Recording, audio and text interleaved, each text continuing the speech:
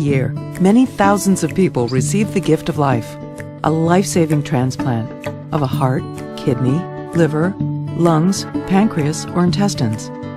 And thousands more people receive corneas and other tissues that restore sight and health. Transplantation is one of the great medical advances of our time. How does it work? It all starts when someone's organ begins to fail, and that person will need a transplant to survive. A thorough evaluation is conducted at a transplant center, and if the person's a good candidate for a transplant, he or she will be put on the National Transplant Waiting List. Once a person is on the list, the wait for an organ begins. A national system matches people on the waiting list with donors. The factors considered in matching donors and recipients include blood type and body size, how sick the patient is, distance from the donor, tissue type, and length of time on the waiting list. What doesn't get taken into account? Organs are never matched based on race or gender. Income, celebrity, and social status are also never considered in matching donor organs to waiting patients. There's no telling how long the wait will take. In fact, some people don't receive an organ in time because the waiting list is very long and there aren't enough donors available. That's why an average of 18 people on the waiting list die each day. Imagine how many we could save if we all were donors. Most organs for transplants come from deceased donors. Here's how that happens. A person comes to the hospital with a life-threatening brain injury, such as from an accident, a stroke, or lack of oxygen.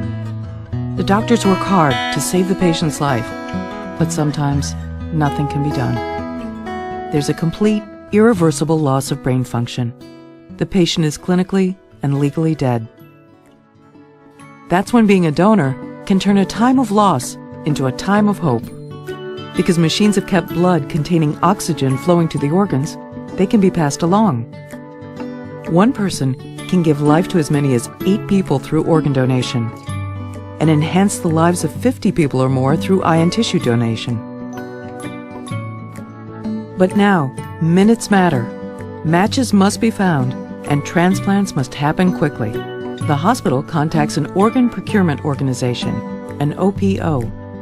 OPOs manage the organ recovery process. The OPO checks the state organ donor registry. If the person is already registered as a donor, they'll inform the family. If not, they'll ask the family to authorize donation. A medical examination takes place. They check the medical and social history, and if the person is eligible to be an organ donor, the computer begins the search on the national waiting list for well-matched patients. The best matched patients for each organ are contacted by their transplant teams. This is the call that every single person on the waiting list has been hoping for. The call that could mean a second chance at life. Now the transplant happens. A surgical team recovers the organs, then corneas and other tissues. The organs are sent to the transplant hospitals where the patients and transplant teams are waiting, and the life-saving transplants take place. It will take healthy living and medications to keep the organ working well in its new home. But some wonderful person has given the most precious gift of all, the gift of life.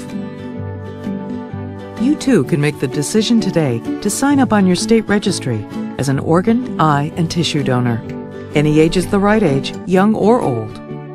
And any day is the right day to sign up as a donor.